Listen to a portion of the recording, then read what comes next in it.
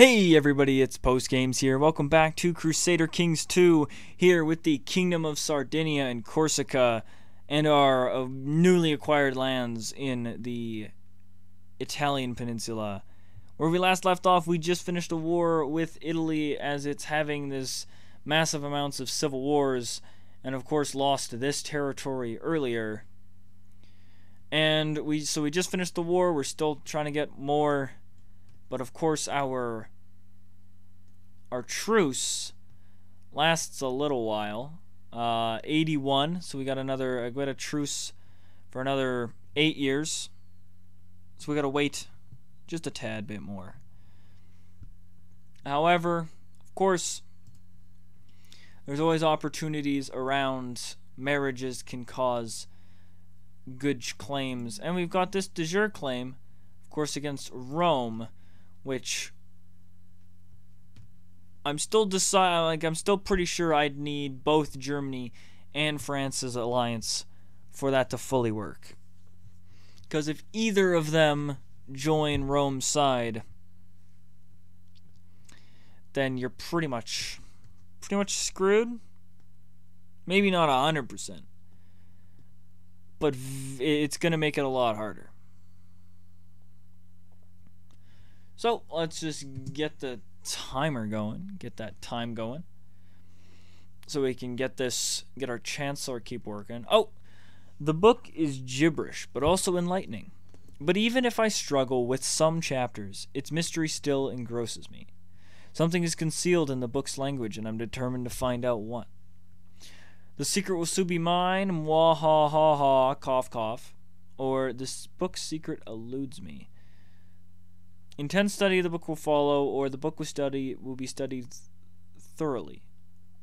Well, of course I'm going to do intense study. Got nothing else to do with my life. I just sit here and try to rule the kingdom. Rebels have revolted in Pisa. Oh. This pop-up came up. The secret within the book still eludes me after several weeks of intense study. Wasted time and wasted ink.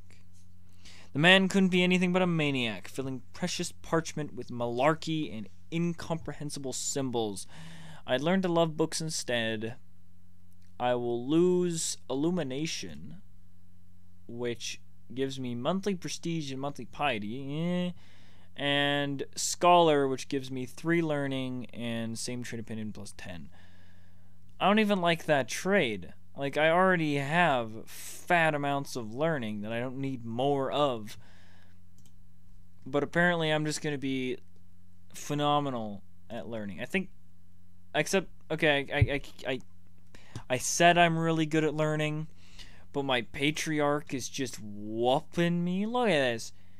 27. Wow.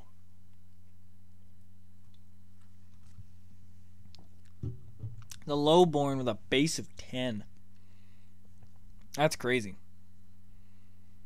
Because my base is 5. Yeah.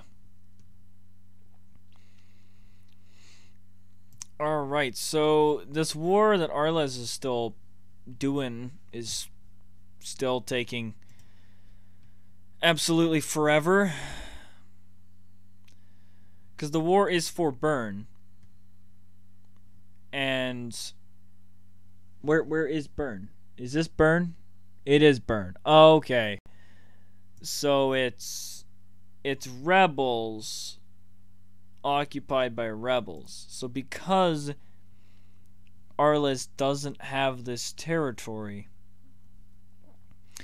we're losing war score because of it. Like that's 21.27% war score negative because they haven't taken this territory. And now Italy's just stomping around with its big army here. Shoot, okay, well I don't know how good that's gonna go. Wow, is Italy in another war? Because they're fighting Burgundy. So they're hostile to Arles because of Arles' war against one of their rebels. They're at war with Burgundy because Burgundy and Normandy with Croatia on their side, because Burgundy declared war on them. And then they've got 2 different rebellions, each supporting a different claimant to the throne. That's a lot, and I'm all for it. I am all for the endless destruction of the Kingdom of Italy. Oh, they regained all this? No! I liked this being independent because I could just attack them. Without having... it was just a separate person to attack. Why does everyone in Italy have to be so strong? Italy's just strong. The Pope's just because everyone supports him. Almafi's just got so much freaking money. And then there's France and of course the Byzantines. It's terrible.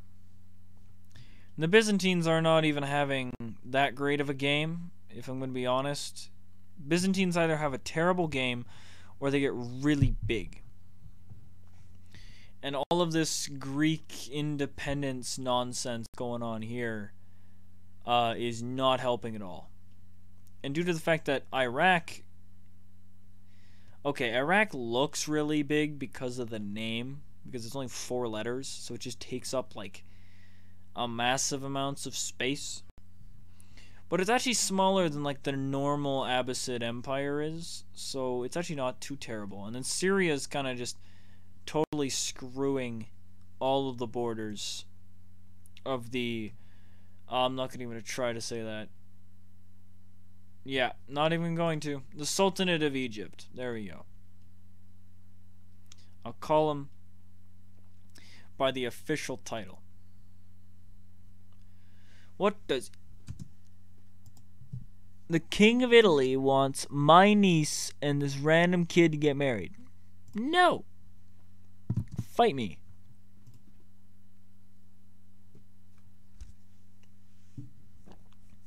I'm not going to betray my family like that. Oh yeah, both of my siblings are just kind of... All of my siblings are kind of just chilling, eh? You had a matrilineal. I did marry, I think, you 2 off. And you're the one that was, I think he was looking at. And let me check. My other half-sister, they're just normal marriages, so their kids don't really matter to me. Good to know. Yeah, so I have one, other than my kids, I have one other person to marry off. Okay. But, now that I say that, both of my half-brothers... Okay, they've yet to have kids, but once they do, then I will also have control over them unless I get enough land to transfer ownership over. Oh, and a rebellion has ended in Italy, and the kingdom of the king had won. All right. Oh. France, what are you doing? They're at war with Arles, and Arles didn't call me in. And I am very, very grateful for that fact. An even better chancellor. Is he younger? Yes, he is. Okay, don't mind me. I will take that. Keep giving me Florence, please, and thank you. Alright, so pretty much Arles is screwed because they've taken so many casualties, so much time on this war with Italy. All they needed to do was attack this rebel army, siege Bern, and win the war. But no, they've spent like almost 4,000 troops in attrition. And now they're just going to get beaten by France and lose more territory. Good job, AI. You are phenomenal at running your country.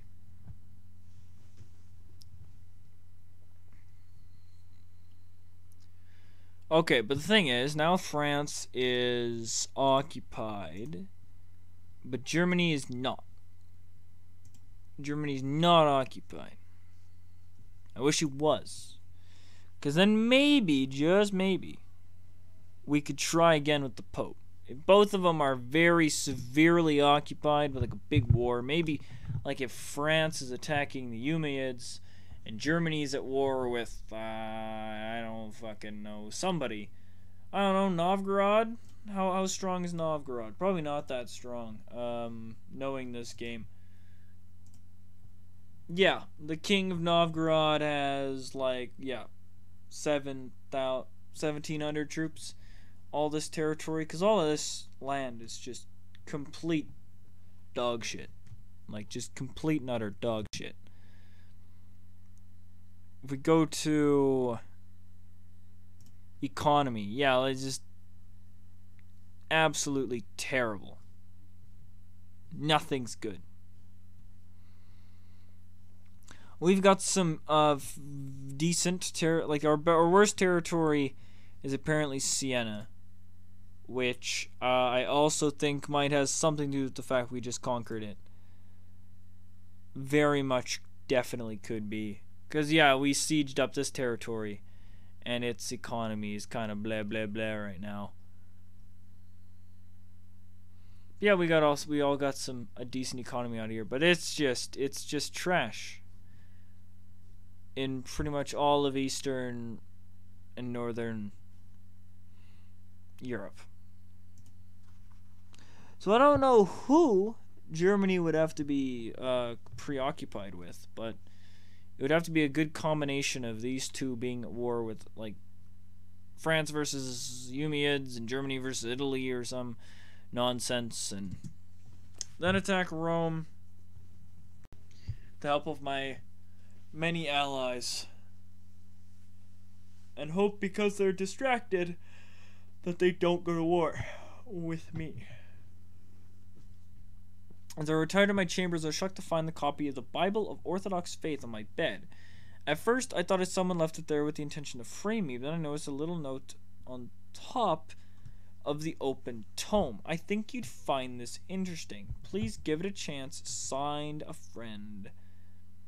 Intriguing, I guess a little read cannot hurt. I read the Orthodox Bible, or never, I'll hide it where no one can find it. Well, as the representative of the iconoclast Orthodox heresy, I'm not reading it. Okay, I'm not switching back. I am way too deep in this nonsense, okay, to go back. In Corsica to proselytize, is that it is already, okay. Apparently he's been sitting there doing nothing important. Might as well do Luca here, since this prince can do his own work. But yes, I am the representative of the great iconoclast faith, which will hopefully soon cover big swaths of territory. Hopefully, like most of the Italian peninsula, soon.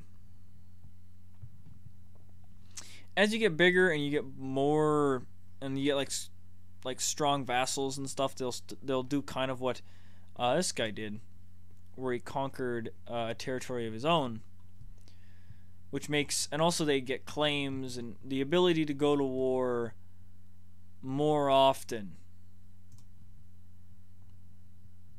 Yeah, the bigger you get, the more often you can go to war, because you don't have to sit here and wait for this little guy here to always get a claim, because you can use de jure claims, and you can use just other claims and stuff that your vassals have, and they can fight their own wars also. Alright, who is your... Okay, my half-brother is trying to kill my half-brother. Please, no. The heir to the grand city of Pisa is trying to kill the Lord Mayor of Pisa, also please know, my nephew, I can't say no. Okay. Little confused. And then my cousin, who's the heir to the Duchy of Pisa, also.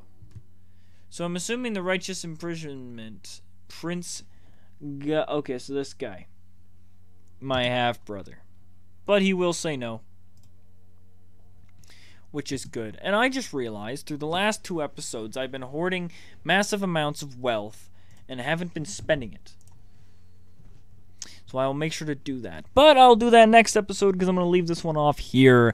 Thank you guys so much for tuning in. If you enjoyed, drop a like down below, drop a comment, and if you want to do yourself a favor and also me a favor, take that little red subscribe button down below and turn it into a gray subscribe button. And if you'd like to join my Discord, it's in my YouTube About section. 3 clicks and you can join. And you guys have a really good rest of your day.